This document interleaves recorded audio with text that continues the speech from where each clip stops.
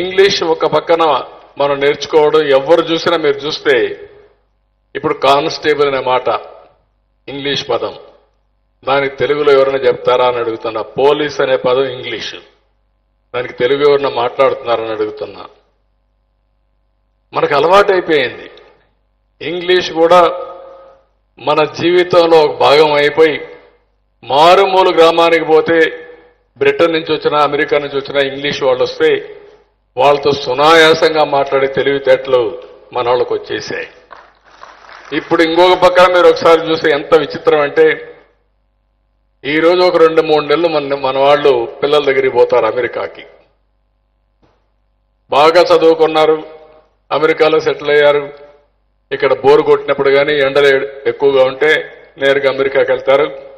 ఒక 3 నెలలు ఉంటారు. అమెరికాలో కూడా వీళ్ళు క్లబ్లు పెట్టుకొని బ్రహ్మాండంగా ఎంజాయ్ చేసే పరిస్థితి వచ్చారంటే, మన వాళ్ళు వ్యవసాయం చేసే రైతులు కూడా అమెరికాకు పోయి ఎంజాయ్ చేసే పరిస్థితికి వచ్చారంటే దీన్ని బట్టి మీకు అర్థమవుతుంది. అక్కడుండే వారితో సునాయాసంగా వచ్చి రాని ఇంగ్లీష్తో మాట్లాడుతూ మన వాళ్ళు కూడా బ్రహ్మాండంగా ముందుకు పోయే పరిస్థితికి వచ్చారు. ఈ సందర్భంగా నేను మిమ్మల్ని అందరినీ కోరేది, ఈరోజు నేను వచ్చింది భారతదేశం వికసిత్ భారత్ 2047 తీసుకొచ్చారు. ఎప్పుడు కూడా విజన్లోనే అందరికంటే ముందు ఉంటాను. అందుకనే ఈరోజు రాష్ట్ర ప్రభుత్వం స్వర్ణాంధ్రప్రదేశ్ విజన్ 2047 తీసుకొచ్చాం. మొన్నే లాంచ్ చేశాం. ఈరోజు కుప్పంలో స్వర్ణ కుప్పం 2047 ఈరోజు ఇక్కడ లాంచ్ చేస్తున్నాం. 2047. మీరందరికీ ఒక అనుమానం ఉంటుంది, ఈయన ఏదో 2047 మాట్లాడుతూ ఇప్పుడు కథ ఏంటి అని. ఇట్లే మాట్లాడారు ఒకప్పుడు. 1999 విజన్ 2020 తయారు చేశాం. హైదరాబాద్ లో ఆ విజన్ అచీవ్ చేయడానికి ఫస్ట్ టైం నేను కట్టింది హైటెక్ సిటీ.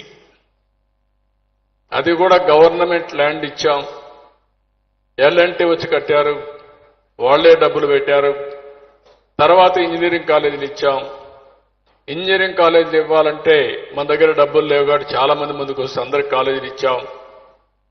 దాంతో చదువుకొని మల్టిప్లర్ ఎఫెక్ట్ వచ్చింది. అమెరికాలో తిరిగి కంపెనీస్ తీసుకొచ్చాం. తొలత మన వాళ్ళందరూ ఉద్యోగాలు చేయడానికి కూడా చేతగాని పరిస్థితి ఈరోజు ఉద్యోగాలు ఇచ్చే పరిస్థితికి వచ్చారంటే అది తెలుగుదేశం ప్రభుత్వం చూపించిన చొరవ. 25 సంవత్సరాలే, 2024 ఇప్పుడు 25కి వచ్చాం. 25 సంవత్సరాల్లో హైదరాబాద్ నగరం ఒక మహానగరంగా తయారైంది. భారతదేశంలో మోస్ట్ లివబుల్ సిటీ. హైదరాబాద్కు వచ్చిన వాళ్ళు అక్కడి నుంచి పోవాలంటే ఇష్టపడిన పరిస్థితి వచ్చింది. ఇంకో పక్క హైయెస్ట్ పర్ క్యాపిటా ఇన్కమ్ తెలంగాణకు వస్తా ఉందంటే అది హైదరాబాద్ నుంచి వస్తా ఉందంటే అది ఆ రోజు ఇచ్చిన విజన్ అని చెప్పి కూడా నేను మీకు తెలియజేస్తున్నా. ఇప్పుడు అందుకే నేను ఆంధ్రప్రదేశ్ రాష్ట్రానికి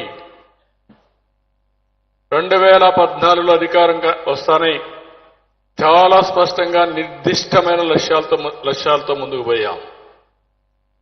5 సంవత్సరంలో దేశంలో ఎక్కడా జరగని అభివృద్ధి ఆంధ్రప్రదేశ్లో చేశాం. 13.5% CAGR అభివృద్ధి చేసిన ఏకైక పార్టీ తెలుగుదేశం పార్టీ అని చెప్పి కూడా నేను మీకు తెలియజేస్తున్నా. అభివృద్ధికి మాకేంటి సంబంధం అనిపిస్తుంది మీకు? 1% ఎక్కువ అభివృద్ధి అయితే, గ్రోత్ వస్తే 16,000 కోట్ల రూపాయల అదనంగా గవర్నమెంట్కి ఆదాయం వస్తుంది. 16,000 కోట్ల ఆదాయం వస్తే సంక్షేమ కార్యక్రమాలు పెట్టొచ్చు, అభివృద్ధి కార్యక్రమాలు చేయొచ్చు, మీ జీవన ప్రమాణాలు పెంచే పరిస్థితికి వస్తాయి. 5 సంవత్సరాలు 4% అభివృద్ధి తగ్గిపోయింది. అంటే దగ్గర 50 నుంచి 16 × 4 = 64, 55 నుంచి 65 వేల కోట్లు ప్రభుత్వానికి రావాల్సిన ఆదాయం తగ్గిపోయే పరిస్థితికి వచ్చింది. రాష్ట్రం అప్పుల ఊబిలో చిక్కుకుపోయే పరిస్థితికి వచ్చాం. అందుకే ఈసారి మళ్ళీ నేను ముఖ్యమంత్రి అవుతానని